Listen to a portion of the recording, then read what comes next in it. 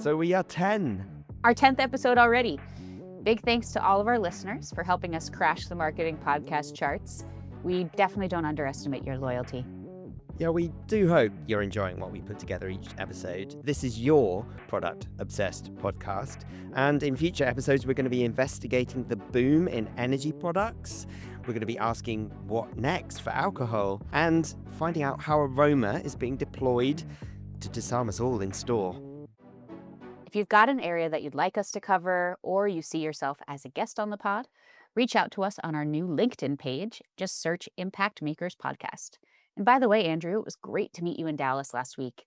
Any lasting memories of the city to share? Yeah, I am that person who grew up watching Dallas on TV, so this was a long time coming. But I'm pleased to report that the good old American hospitality is alive and well. I secured us a new listener, Caitlin, my cab driver back from the airport. But a lasting memory, I'd say, I was blown away by Walmart's so-called modern soda category, which you quizzed Coca-Cola on. It was our last episode, wasn't it? The sheer prominence of this new generation of hydration products led by Liquid IV and brands I'm less familiar with, like Element, Propel, just signal to me how progressive the beverage category has become. And we're nowhere near like that here in Europe, but I am sure it's coming. If you haven't been to Walmart lately, head on over to our new LinkedIn page to see a range of store picks that we put on there for you.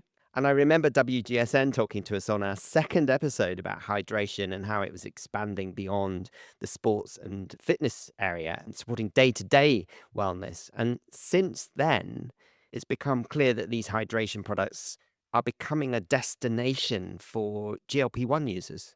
That's exactly right. GLP-1's suppressing effect extends to thirst and drinking behavior. And so there are real risks of dehydration. And because these medications can also cause gastrointestinal side effects, there are real risks of depleted fluids and electrolytes. So the liquids that are consumed have got to work harder. Yeah, it does feel like Unilever's acquisition of Liquid IV is proving more and more strategic by the hour. But is the wider food and beverage industry doing enough, do we think, to prepare for this GLP-1 juggernaut? Our episode, the Ozempic era, is already our most streamed. And since we made it, the science just keeps on getting more compelling. So at the European Congress on Obesity this month, researchers shared evidence that medications are delivering benefits far beyond weight reduction. We're talking about reduced risks for over 40 health conditions, from heart disease to cancer to Alzheimer's and addictions. And there's emerging evidence of weight-independent effects like improvements to fatty liver disease, for example. These drugs are changing how people feel about food.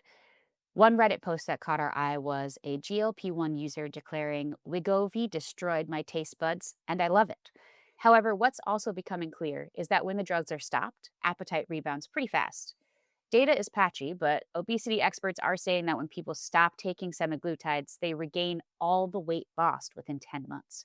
So, could this result in GLP-1 being prescribed as long term or even lifelong treatment akin to statins? It's hard to know. I mean, some people abandon GLP-1s because they're simply too expensive. Here in the UK, you could be spending like £200 a month.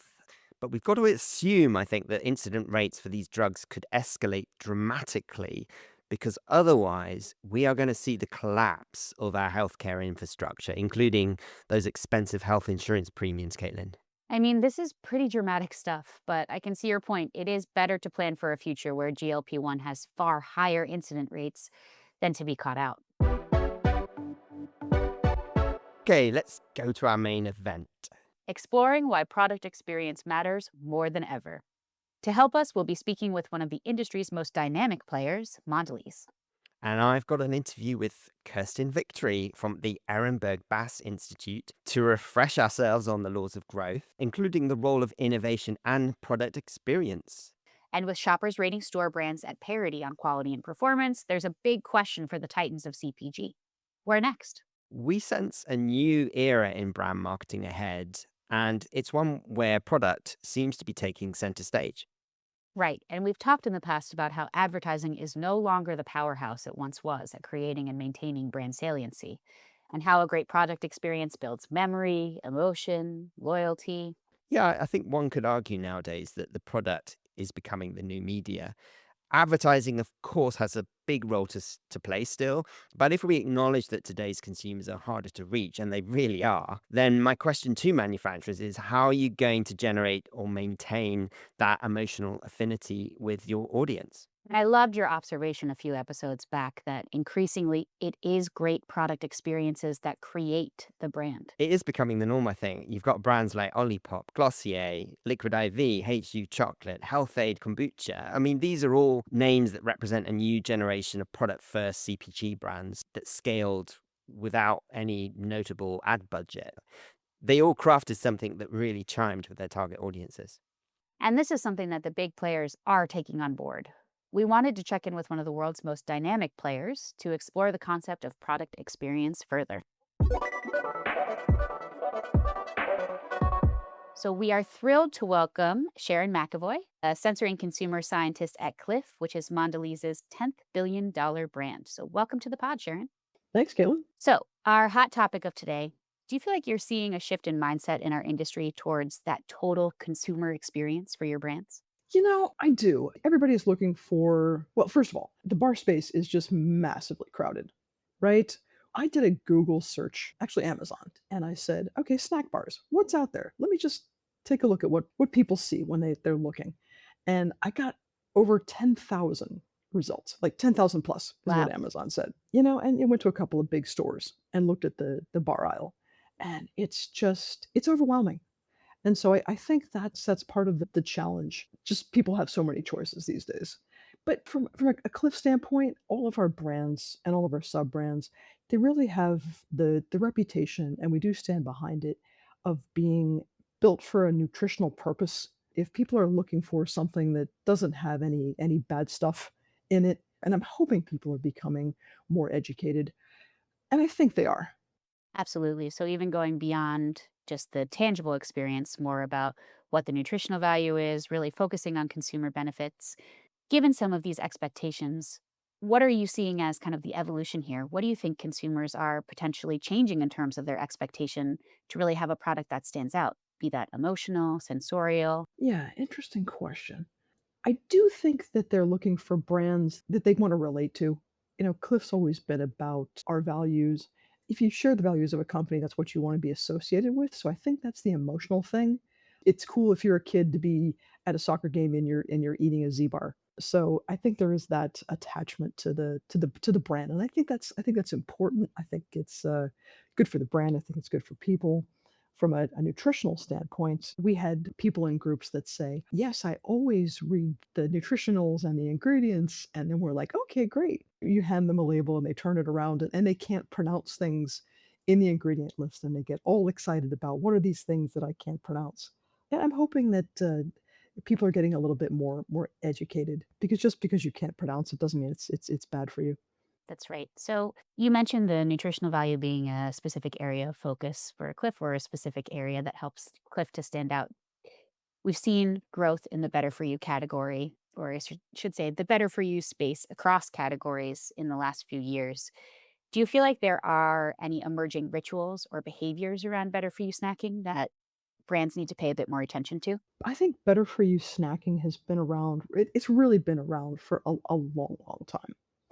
And I think people are becoming a bit more health conscious. It's becoming a bit more popular thing to do. But I think people are still going to want to enjoy things for pure indulgence. It's dose makes the poison. When you enjoy the things that you really enjoy, go right ahead and enjoy them. I have a bite of dark chocolate. I did it last night before bed. And is that the healthiest choice I can make? I don't know. I believe it's just fine. I've read things that say it's good for me. That's what I want to read. I think it's good for my gut microbiome. If you enjoy it in moderate doses, enjoy yourself. If there's times when a better for you choice sounds absolutely delicious, and sometimes that's the case too, then enjoy that. So I do think it's being more mindful and being conscious of it. And probably better than I do, consumers tend to answer aspirationally. It's like, "Oh, yeah, I want and I'll buy the lower sodium version. That's Right. exactly what I want." You hear that, and then you make that, and then they don't buy it. So I think you have to be a little careful with the aspirational piece and still making food that people really do enjoy. Yeah, it's a tough balance to strike. And, you mentioned gut health, which is obviously a big trend that we discussed on our previous podcast episode. I know a lot of other trends coming into play here. So, how do you ensure that product innovation, that Cliff specifically, stays rooted in meaningful insight versus just chasing trends when we're looking to new products in the future? Again, it's that Cliff stays rooted in that nutritional purpose, and trends tend to have their reckoning. Honestly, I don't think gut microbiome is a trend. I think that's going to change the world in our lifetime when we better understand it. I don't think that one. I mean, yes, making a product for it maybe is a bit of a trend, but I think understanding the true impact that the gut microbiome has on our health, whether it's our digestion or our serotonin. I think there's a lot of things. If I was actually starting college right now, that's the field I would go into. I think it's real. I think it's fascinating. I think it's going to change the world. Now, something like collagen, I think is a trend. I think that one is going to come and go. Unless you're vastly deficient in amino acids, collagen probably isn't going to be the thing. It doesn't go straight from your mouth to the wrinkles under my eyes. That one I think's a little dubious. But yeah, back to our brands. Again, I think it's staying true to our nutritional purpose. I'm a fan of real nutrition, grounded in science. Stuff like seed oils. Oh my goodness. They're Look at the trend with the increase in seed oils and our heart issues. Correlation is not causation. This is not new nutritional news. It's just the latest headline. But is it causing these problems? It's absolutely not. We have nutritionists, we have scientists that really look beyond the headlines and don't respond to the latest fad. We don't do things like fairy dust. Oh, let's sprinkle in just a pinch of something that sounds good. It's like, no, it needs to be something that contributes to an efficacious dose. I think if you stay real, it comes around to roost with consumers. Hopefully. Yeah. So in some cases, we can see that product innovation, even though we're forward thinking, we still need to keep grounded in the values that we know are true for our brand or are true sensorially for consumers in order to even capitalize on those individual trends themselves. I know you've got a ton of sensory experience. I'd love to hear an example of where sensory played a major role in the success of a product for Cliff. Yeah, sensory is my thing. Years ago, we were working on peanut butter banana dark chocolate, Cliff Bar flavor. Sure, we got consumer feedback, but it was a lot of some verbatims, and the jar scores weren't just right, and we were trying to figure out, just what's going on here. And it was really to get the right balance of the amount of chocolate, the amount of peanut, the amount of banana. It was the character of the peanut. How roasted should the peanut be? And the banana could be all over the place. Real bananas don't have a lot of flavor. So we looked at some banana flavors, we looked at banana powders, we looked at banana pieces, and it was really getting that banana character to be intense enough, but real enough. We listened to what the consumer said. We did our best to interpret what they said and did a heck of a lot of bench tasting, putting our minds in the minds of the consumer. I'm not a huge banana fan, but I could perceive what I thought the people were telling me that they wanted. Like, I think this is what they're saying. Then we tried it with people and it did resonate. And it's become a top selling flavor. So that one was it was really fun to work, shoulder to shoulder with the developers and try to decipher what the consumer was really telling you because they couldn't quite articulate it. Putting yourself in their shoes and thinking like you think they think. Not always easy to take their feedback, right? There's a lot of things that go into consideration. So being able to actually listen to them and apply the solutions that we think are right for them, despite our own internal thinking or potentially more political decisions that need to be made, can really help us kind of pave the way for success of those products. So I think that's a great example. Given how saturated the bar category is, right? You mentioned seemingly thousands of examples in the aisle. Oh, yeah. What do you think the next frontier of product experience is for bars? What do you really think we need to be exploring? I'm going to largely leave that to the insights people. I do think texture is a big component of it. I think interesting textures, multi texture, give me something interesting with every bite, maybe not the exact same in every bite. So I think it's a multi textural sensorial experience that people seem to be seem to be wanting, and I think that's been seen in bars previously. Is it happening in other categories? I wouldn't be surprised. So yeah, I think it's just I'm chewing on something and it's giving me this journey, right? Mm. So I think that's as close as I'll come at not being an insights person. Yep. Multisensorial is something that certainly has come up across a number of categories. And I think it can be most evidenced through the vast number of ASMR videos on TikTok that Oh specifically gosh. relate to texture. Yeah. So we Yes. can, Yes. I think we can easily understand how that might translate into the bar space. And, not surprising to hear that there's opportunities there as well to kind of expand and innovate. So, a few quick fire questions before we let you go, Sharon. I'd love to hear about your favorite Cliff or Mondelez snack experience. I would say I was hiked Hood Mountain with my daughter, husband, and my dachshunds. And at the top, we had Cliff Crunchy peanut butter and apples. Just so delicious. Such a great combination. So it just felt nourishing. I knew this was going to get me through the hike down. I was hungry. And, combining that with that crisp apple was just like, oh, this is the best. That sounds good. And like a bit of a reward for all that effort getting up the mountain. I Yes, hope the dachshunds had absolutely. something to enjoy too. They did. They did. How about an insight you're most proud of? I think one thing we don't pay enough attention to is that things taste different depending upon your need state. My favorite example of that is Gatorade. I was in the beverage industry for a long time. Gatorade in a white booth, it doesn't have enough flavor. It is too salty, and it's not sweet enough. When you are hot and thirsty and sweaty and you want to rehydrate and you need to hydrate, you want something that is lower in flavor, higher in salt, and less sweet. And that you would prefer that at that time. And things taste different. Like your taste buds might get the same thing, but your literal interpretation in your brain, what you taste as an interpretation, changes depending upon your beliefs and your need state. That's right. I mean, I think the most famous example of that is tomato juice on a plane, right? Most people just say, I don't really understand why it tastes so good here. But there is much more science behind it, but certainly the occasion plays a part as well. Lastly, a non bar product experience that you rate really highly. I was trying to think of something cheese related because I know how much you like cheese. Um, Yes, that's a personal experience of mine that I rate exponentially high. so I've been leaning into everything air fryer. I love the Mm, air fryer broccoli. I've been making a lot more things with Nooch, nutritional yeast. But if I had to think of a more of like a CPG product, I would say defatted peanut powder, like PB Fit is one of the brands. It mixes with water. It tastes delicious. I can dip celery in it. I can put it in my smoothies. I love peanut butter, but it is, I think it's 87% less fat, and it is phenomenal. I'm like just pushing it to everybody. Like you got to buy PB Fit. If you want to up your protein and have things taste great, go get some PB Fit and put it in your yogurt, put it in your smoothies.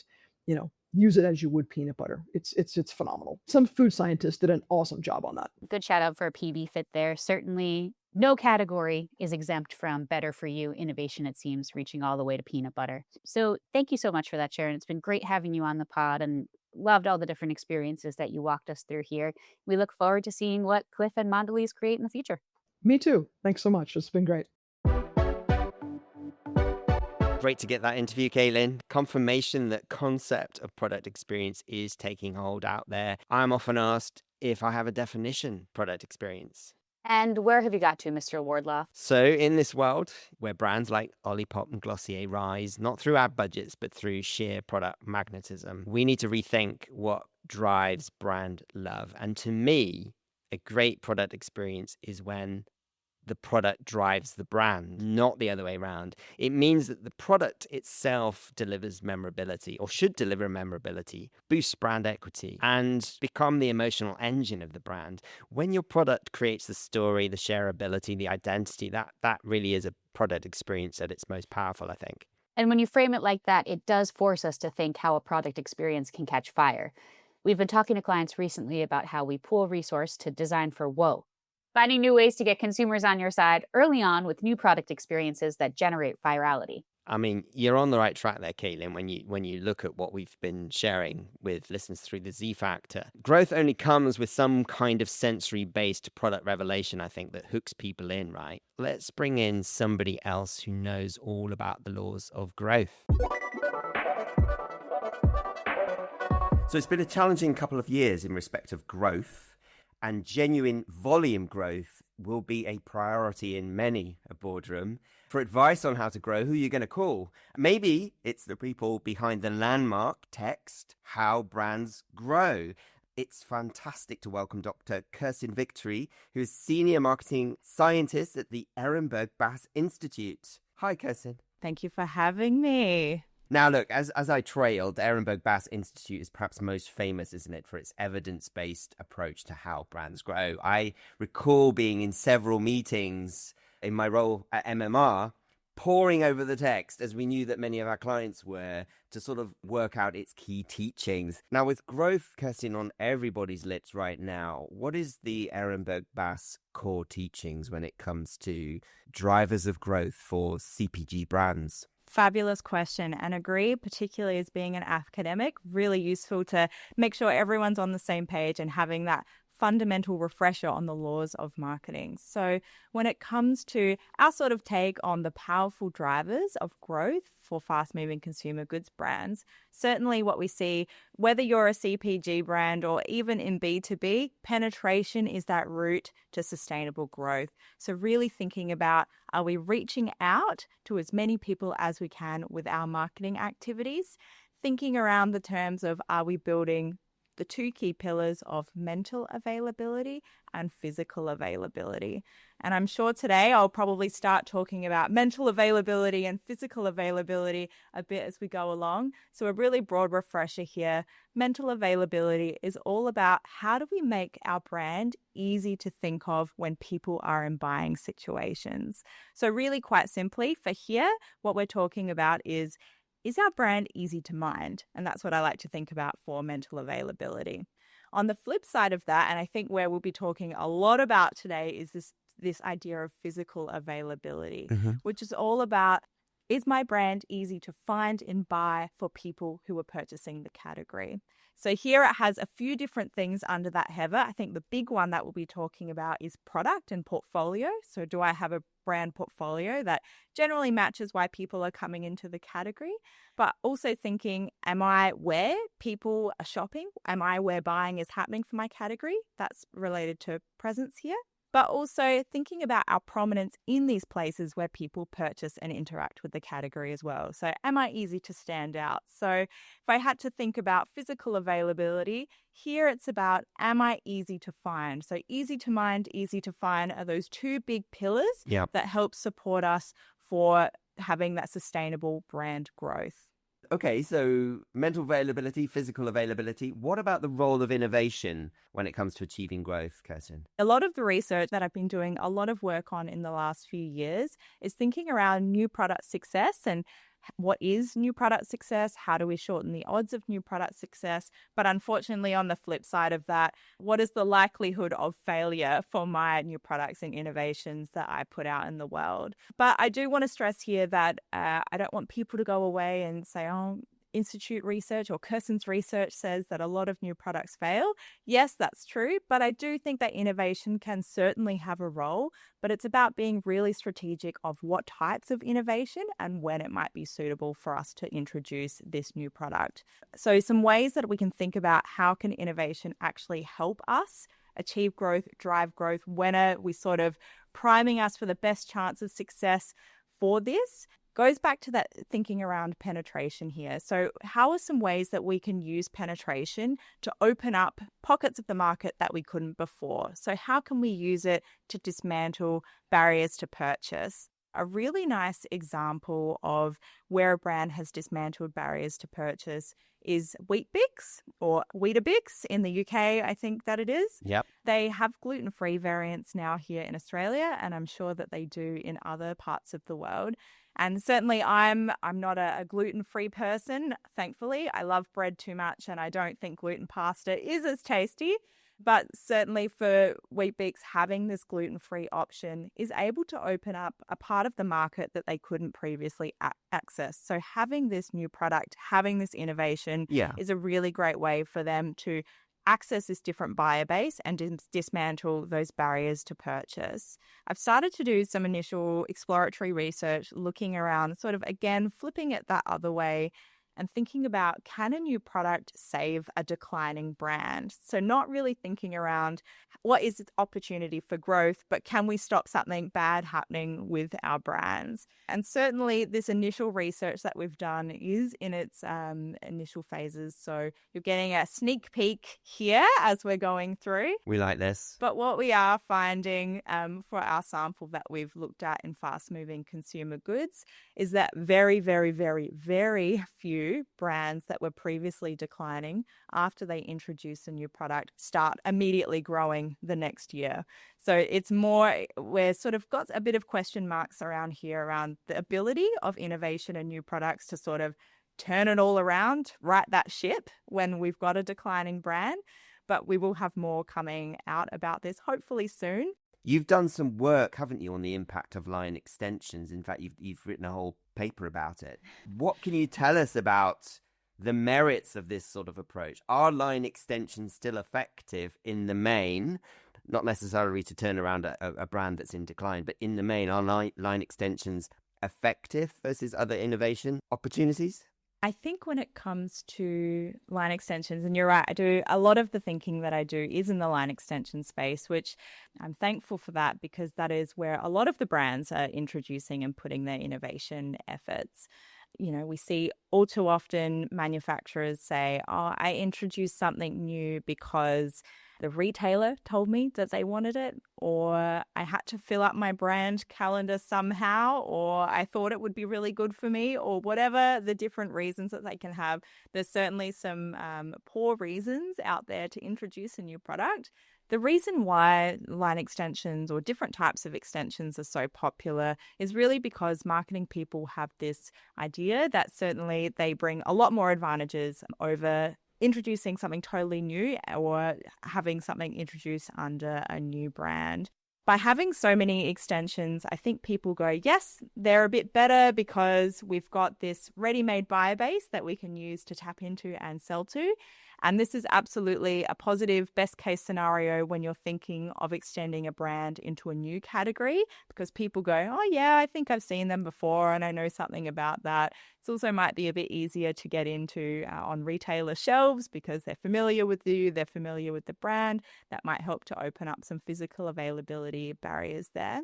People are focusing on so many different types of innovations and these in and out products that it actually takes up so much space in thinking around what are those big challenges happening in our category right now that we need to face, or what are those big challenges that are happening in the future, and really going back to how are people interacting with our category now and how do we expect it to be in their future, helping us to think around what is the future of X category going to look like that will actually help us unlock some of those innovations. Is there not a powerful argument here that CPG brands must just simply increase the output of derivative but highly impulsive line extensions to keep piquing consumers' curiosity, to create that impulsive dynamic in store? If people are sort of putting these more highly impulsive line extensions to just pique curiosity, that's one sort of kettle of fish. But if people are doing that thinking they're going to be around for the long term, that's certainly not what we're seeing here. We are also likely to get some sales from people. So for example, I noticed Twisties in store today and it was a totally different sort of product profile, flavor profile than they've ever had before. But when we'd actually look at who's buying these things, typically it will be people like myself who have bought Twisties before. It's very unlikely that we're getting totally different people into buying these brands. Yeah. But here's the thing, we talk about penetration. It kept you buying the brand. Absolutely. So we do see that a lot of line extensions they're more valuable in thinking about variety seeking within a portfolio rather than thinking about opening up penetration and attracting totally new people to purchase our brand. And we've done some research as well looking at brand collaborations. So thinking about brand collaborations more specifically. And what we do see is that the people who have the highest likelihood to buy a brand collaboration are people who have purchased both brands before in the past. So again, really thinking about what is the value of these line extensions that we're putting out there? Are we just hoping that people will variety seek within the same portfolio? Or are we trying to introduce something that will help to bring in new brand buyers? If that's the case, then that's where we start to have some question marks here. You've made the case time and time again about the importance of investing in mental availability. Can we just give the reasons why this is so important? Yes, absolutely. When it comes to mental availability and physical availability and how they work together, mental availability is all about working on memories. So this is all about thinking, what have I done in the past to help tap into people's memories so I become a relevant option when people are in a buying situation. This is incredibly important because we know that when people get to a supermarket shelf, we don't have time to look at all of the options that are available there. If we did, we would never leave the supermarket, although I'm sure a lot of the marketing people listening, we probably do spend a little bit more time, looking at the different labels, seeing what's new in store. But the everyday person simply does not have the cognitive capacity and the time to be able to do this. So mental availability is really important because it's already this kind of like shortlist when we get to the shelf.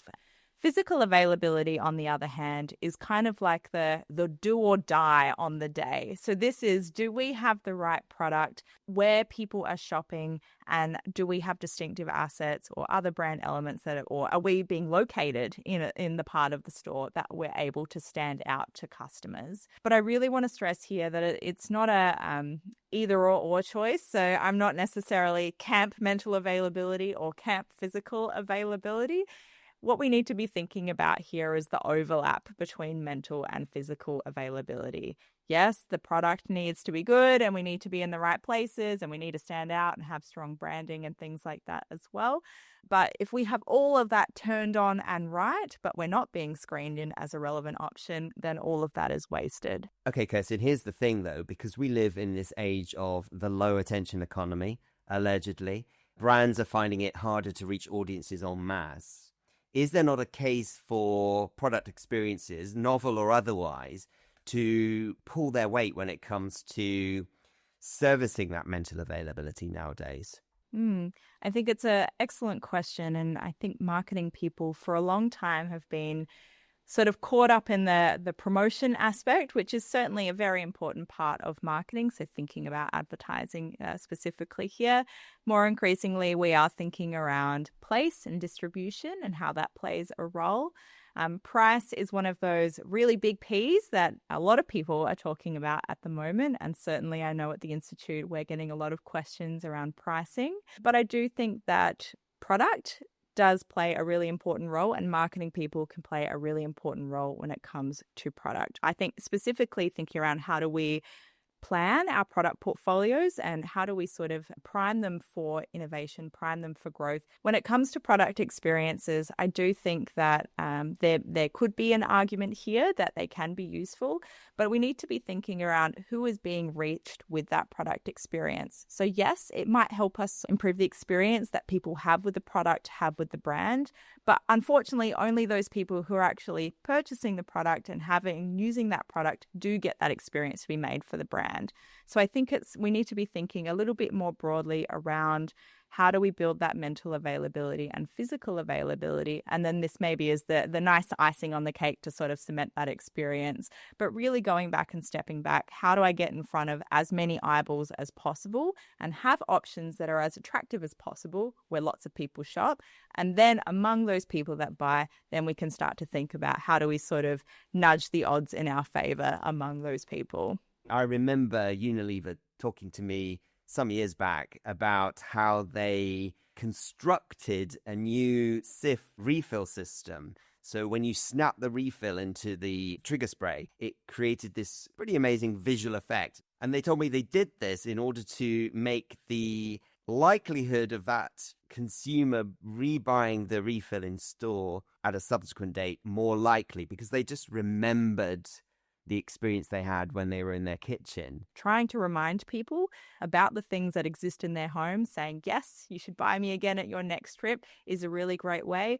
Ultimately, products do that by living in our homes. The only caveat that I have here is if we only think about product experience and the experiences that people are having with the product, whether they're sort of trying to understand, do I want to make the best product, the most superior product out here? Or if we're only focusing on the product experiences that people have when they're physically using or engaging with that product, then we're missing out on that greater opportunity with thinking around how can we reach out to as many people as possible to help build our mental availability and say, hey, we exist, we're here. Think of us next time you're at the supermarket. Kirsten, you mentioned earlier about the need for manufacturers, of course, to create superior products. Because, of course, consumers' perceptions of store brands are that they are at parity when it comes to performance and functionality. What does Ehrenberg Bass advise brands at a time when this functionality and performance is being matched by cheaper players? How do they compete? Where do they go next?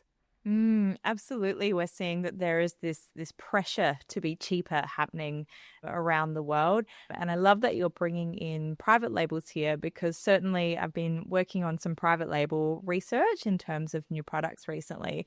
And looking at it, what we see all time and time again in all of those industry reports that come out is that private label market shares are increasing around the world. People are adopting private labels more than they ever have before. When we think around these retailer-owned products and the new products that they're bringing out there into the world, it used to be thought that that was a way that only the national brands could compete, those manufacturer brands could compete through innovation. But what we are seeing is that private labels are taking part in this space more than they ever have. And we also see that they're actually kind of doing it a little bit better than our national brand counterparts in terms of their survival on shelf. Yes, things like market shares or penetration might be a little bit lower comparatively to those national brands on average, simply because they physically can't sell in lots of other stores, a lot of other places out there. They also don't advertise individual new products outside of the store very often as well, so they are at a little bit of a disadvantage here. But they do seem to be doing it a little bit better, as at least what we can see in our research, really considering that probably makes sense given they have a wealth of data that manufacturers often can't get access to, or at the very least that timely access to be able to spot those trends that's happening on shelf right now all of the time. So they're very good at picking out or cherry picking sort of best case scenarios when it comes to new products. But more than that, they're almost like helicopter parents, because they can really like look at what's happening in store, give them the best shelf facings possible, and they really go out of their way to try and make these new products a success, the retail-owned products. So certainly retailers are an advantage when it comes to introducing some of the new stuff that we see out there.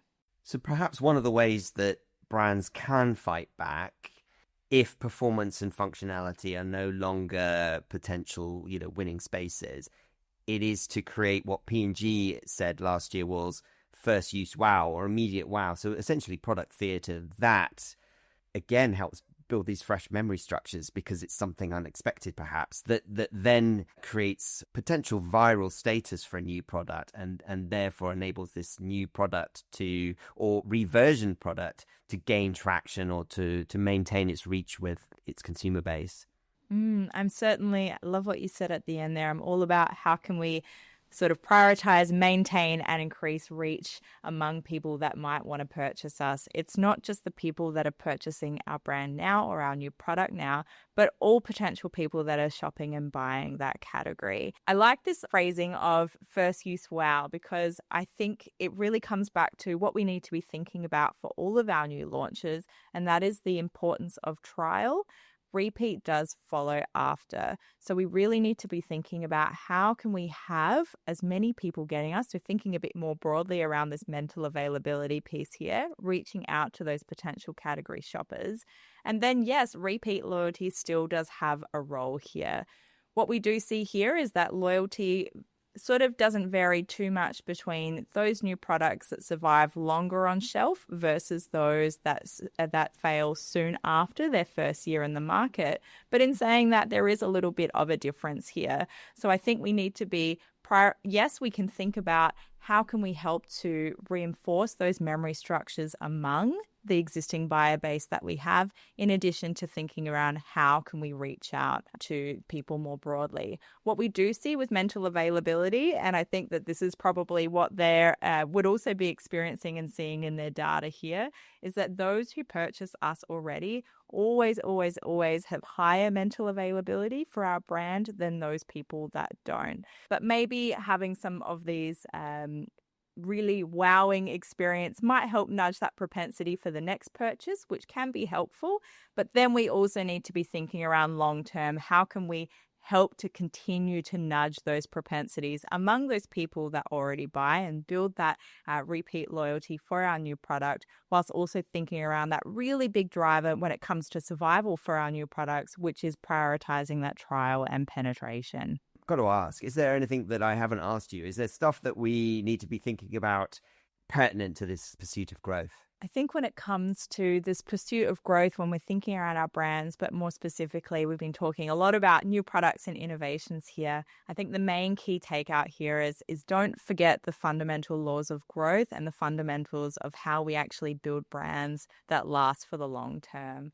I think particularly in the innovation space, you look at all of the different myths that come out there around how many new products fail or the sort of things we need to be prioritizing, or even just like looking through industry articles or hearing how people talk about it. There's always this talk of trends, upcoming things, all these things we need to be aware of. And I think sometimes the shiny new things that exist out there can really distract us marketing people around what we really need to be prioritizing and focusing on. Don't be too distracted with some of the new stuff that is getting out there, thinking around trends, and really come back to let's get those marketing principles right. Kirsten, it's been great to return to the principles of Ehrenberg Bass, that it is all about penetration, mental availability, physical availability. It's been great to also explore how product may take a greater role in servicing that mental availability and the role of line extensions and ensuring that we don't put all our energies into line extensions. We may miss something big. It's been great to talk to you. You said that you got some research underway. Remind me what that research was about. Lots of really exciting stuff coming out with the Institute, talking about limited time offers, talking about brand collaborations. So lots and lots of stuff in this sort of new product space coming soon. We might have to get you back, Kirsten. But for now, where can audiences get in touch with the Ehrenberg Bass Institute? If you're interested in hearing more about the Institute, you can head to marketingscience.info or head over to our LinkedIn page, Ehrenberg Bass Institute, where we do occasionally put up some of our publicly available resources for people to look at. Fantastic. Lots of discussion happening over there as well. And if you're lucky enough to be one of our Institute sponsors, there's a bunch of different research, lots of reports and different frequently asked questions videos, and everything basically we've ever published is available to them. So if you're lucky enough to be a sponsor, there's a treasure trove worth of research for you. Wow. Head on over. Well, thank you, Kirsten. Goodbye. Thank you. Goodbye. So it's the holy grail for brands, viral status on the internet. Right now, it is the turn of Dubai chocolate. Have you seen any of those videos yet? So what actually makes Dubai chocolate so irresistible? Back with us on the pod, I'm delighted to welcome again Christine Barnegat. She is Chief Sensory Scientist at MMR and a food experience expert, Christine. Thanks for having me again, Andy. And honestly, what a brilliant product to talk about. Dubai chocolate is a masterclass in multisensory design. It is a tough mission, isn't it, Christine? And we applaud your bravery. Our lovely listeners can see the bars that we're testing today by jumping on Instagram and searching for @ImpactMakersPod. But let's jump straight in, Christine. Sensory-wise, what is going on when people bite into this bar? Why are they so hooked? Well, first, it's important to understand that Dubai chocolate isn't just a chocolate bar, okay? It's a full experience and it's layering visual intrigue, textural surprise, and flavor complexity all at once. So, first, we start with visual. So it has, I don't know if people have seen the pictures, but it's effectively has pistachio green and orange flecks all over on the color of the chocolate. And against the milk chocolate, it really immediately catch your eye. It's like modern art. Okay, so splashes everywhere. And when you break into it, then you have this vibrant, great feeling that is revealed, and that creates intrigue and is very inviting to try it. Then texturally, when you break it, first there's a snap. And obviously, you can see on all of the videos people really having that crack and that moment. Look forward to that. Yes. And it's followed by the subtle but also satisfying crunch from the knafe pastry. And it is contrasting against the creaminess of the pistachio feeling. And it is mixing with the melting chocolate in your mouth. And all of this create this wonderful contrast and this textural experience. And then flavor wise, of course, you get the nutty richness from the pistachio, your sweet chocolate notes, the slight savory depth also from the pastry, the tahini, and all of those aspects. Yeah. So it creates this comforting but excitingly different for us that were not used to it in the first place. And it's absolutely opulent in all its glory. Okay, Christine, shall we get stuck in? Yes, absolutely. So actually, it's not a snap per se. It feels more like when you're pulling apart layers of pastry. Yeah. So you really get that moment of anticipation of Yeah. what the filling is going to be like. And it taps into what we might call sonic seasoning, where sound literally enhances taste perception. So really here, I'm expecting all of that pastry goodness effectively to come through. Yeah, I love that. Sonic seasoning. Now, beyond the sensory magic, why has this product exploded with creators and influencers, do you think? Why Dubai chocolate and not just some other pistachio chocolate? Well, there's really two big reasons for that. So first, it's the storytelling. It's not just a bar.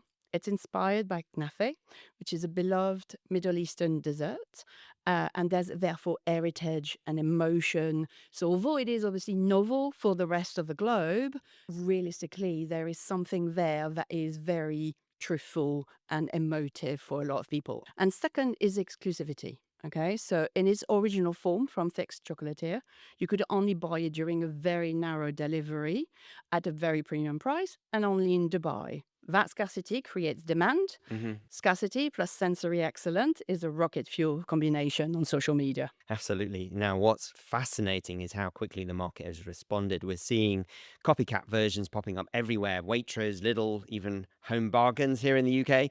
And some stores are limiting purchases to, say, two per customer. In some cases, bars were literally being kept behind tills, Christine, to control access. Yes, and that's a very powerful signal. When consumers chase a product instead of brands pushing it, it's cultural gold. But there is a gap, right? Because I've seen quite a few of these Dubai chocolate videos, and the original Fix bar, it's quite different from some of these variations in front of us. Yes, absolutely. The original has a much thicker, more generous filling, as well as being fresher. It has a very, very short shelf life of about 3 days recommended and generally potentially kept even refrigerated. 3 days. Yes, Right. 3 days. So it's not basically shelf standard chocolate that you would find. And most of the bars tend to be about half of the thickness that you would find from the original one. So the original one is much heavier, more decadent. The pastry pieces therefore feel more authentic because there's taking more center stage. And the copies, even from premium brands like Lind, therefore they sacrifice that richness and generosity for longer shelf life and for fitting into what is standard bar formats that they already have available to them. And as a result, you lose a lot of that emotional and sensory integrity and intensity. So, Christine, let's evaluate the filling. But just before we do that, let's just list the three products you have in front of you. So, you've opened the one that was from Dubai. It was bought in Dubai. What brand is that? It's called Jumeirah Delight. Right. And then we have Melts, which says it is made in UAE, so is also coming straight from there. Yeah, and that one is available on Amazon. And then, of course, we have the Lindt Dubai style chocolate that is available here in the UK. So we're going to evaluate the filling of the one that's come from Dubai. So this will have the 3-day life. This one is actually, contrary to the fixed chocolatier one, which is a very, very original one, has a slightly longer shelf life. So it is shelf stable and is not having to be refrigerated, but it's still a shorter shelf life than what you would expect from standard bars. So we have the beautiful color. It is soft, and I can see lots of very small filaments of pastry. It looks soft and generous. Yeah, this is what I've been seeing on the internet. It's that Absolutely. As thick, soon as you gooey. press, Yeah. it basically just starts to melt and effectively come out. Christine, what's your verdict? It really has that balance of all of this rich elements. It's chocolatey, it's nutty, it's sweet, it's crunchy, crispy, all of those together, and it's beautifully enjoyable. Shall we try the Lindt version? Of course. Now, this is a lot thinner. It's probably fairer to say that it's inspired by. It is inspired by, The because Dubai obviously chocolate it phenomena. fits in their standard format of filled chocolate. Yes. So it is roughly at least about half the thickness. So the very big difference is that it still fits into squares.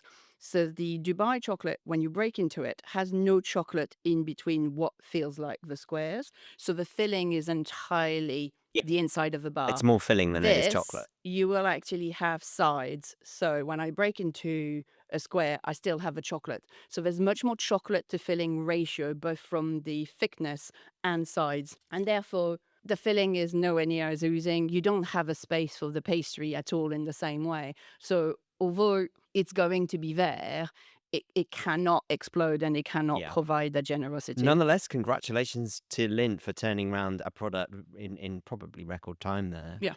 I mean, the big question for me is, what do brands need to learn from Dubai's chocolate success? I'd say about 3 things. First is about building tension and anticipation. So don't make everything instantly available.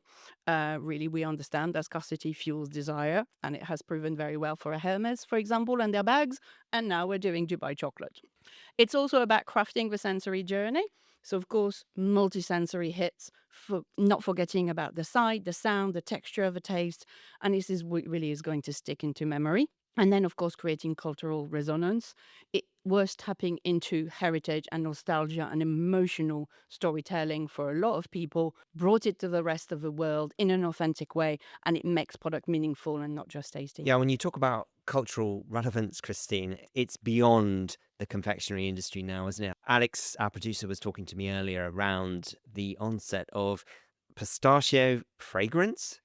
Yeah, so unexpectedly, a lot of these brands have taken this trend and quite quickly tried to figure out some products to bring into the space. We've seen Dubai chocolate inspired fragrance from a lot of the Arab houses. We've seen pistachio and chocolate put separately in different fragrances so that people can layer them. There's definitely a big follow in this trend. Well, whatever next. Brilliant. Well, look, before we wrap up, quick final thought. How do you see consumers and retailers behaving from here? I think the consumers are now hunters. They're always seeking the next it experience.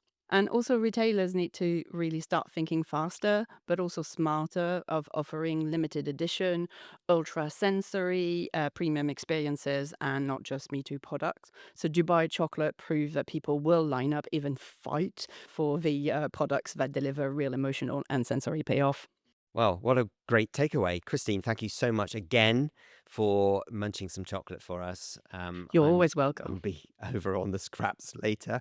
And for our listeners, next time you see a bar with pistachio and phyllo pastry at your supermarket, our advice is to pounce, because it's while stocks last for sure, and know that you will be witnessing a real consumer phenomena in action.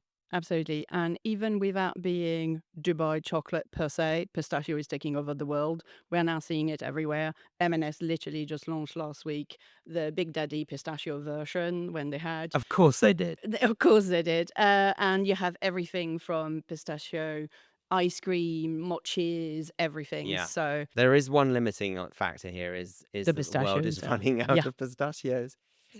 It started here, of course.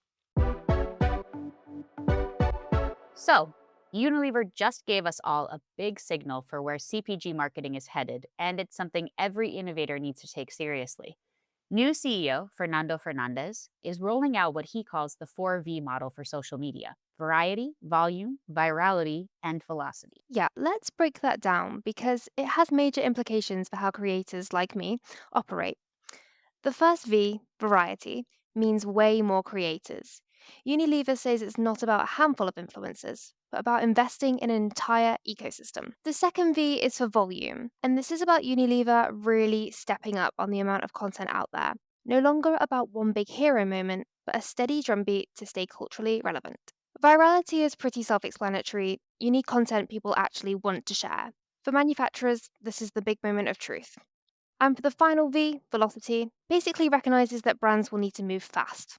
No more 6-month lead times to join a trend. And they're putting real weight behind this. Unilever's boosting their influencer marketing to 50% of their media budget and scaling up to 20 times more creators.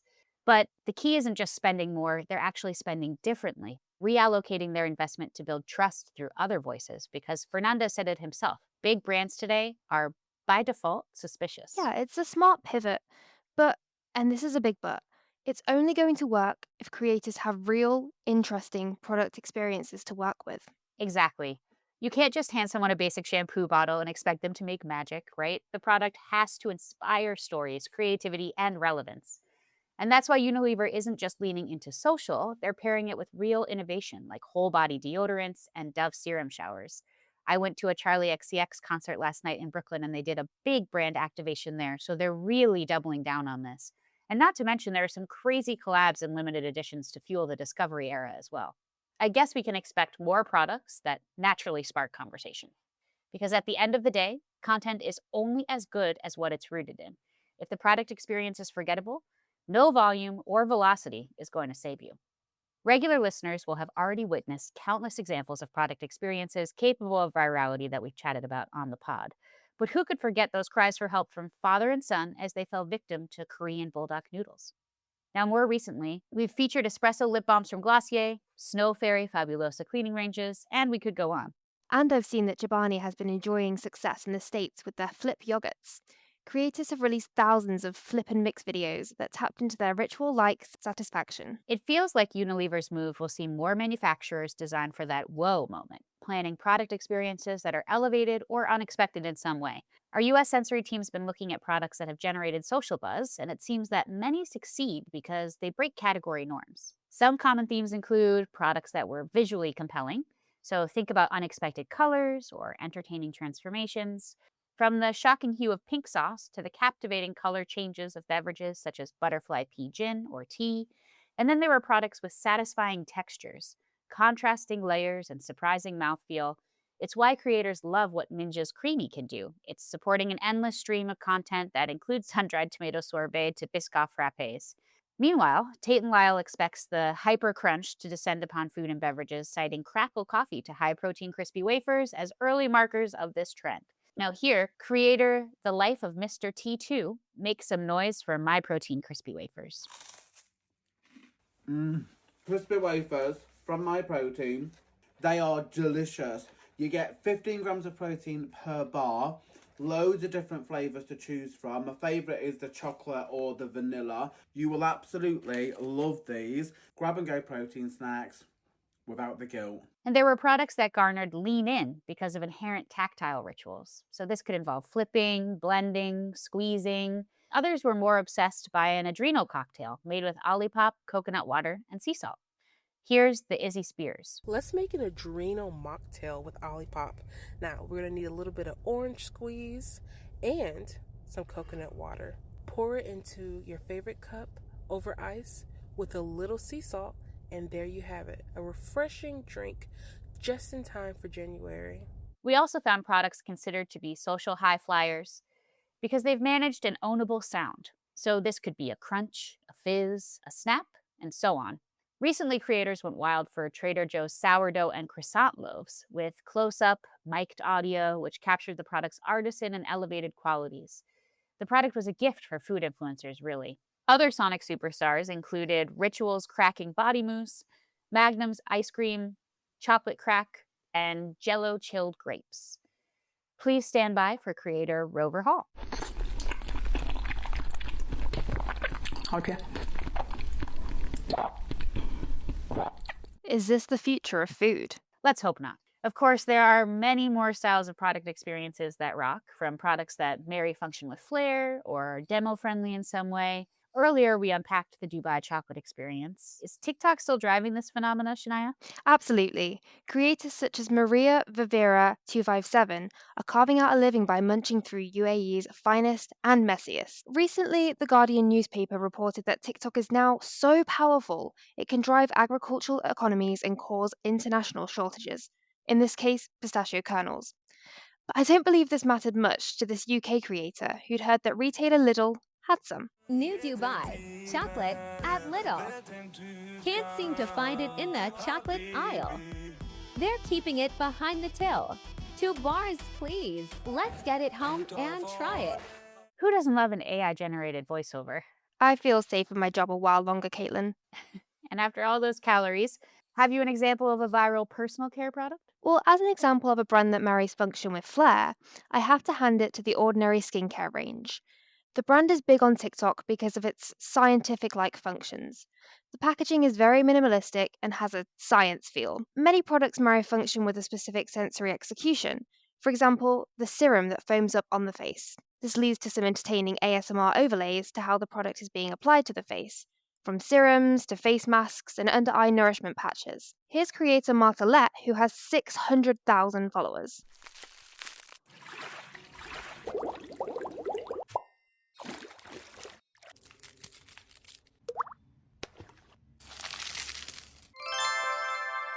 A TikTok video made just for audio, for sure. Shania, this has been a useful masterclass for innovators anywhere, made timely by the Unilever move, and I'm always happy to hear from listeners who want to explore how they themselves can design experiences for that whoa moment. So PM the Impact Makers team via our Instagram page. Again, that's at Impact Makers Pod to get involved.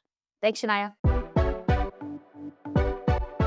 Whoa, a great mix of guests and features, Kaylin. It's been really useful to stop and think about the whole product experience thing.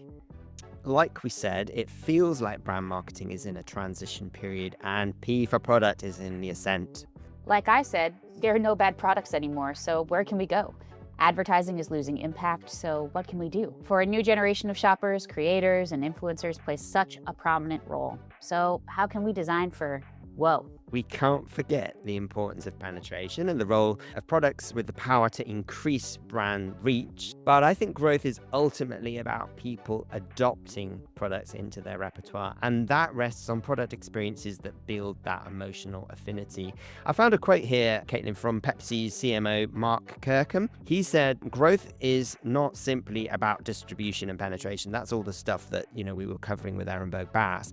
It's also about equity. He talks about the importance of his brands having purpose, but he also says that brands must think about experiences. He said, I think what really matters is some of the softer intangibles, the equity and experiential metrics that are maybe harder to measure, but actually I think they are the difference makers over time.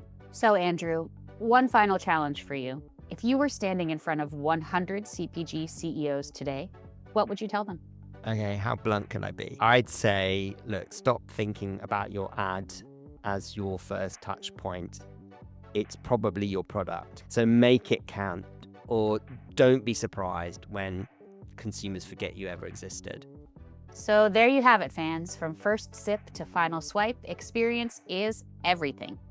Next time, the energy boom that's fueling more than just workouts. Heck, another episode featuring buzzy sensory scientists. Well, until then, why not tell somebody about impact makers and make us all very happy? Goodbye.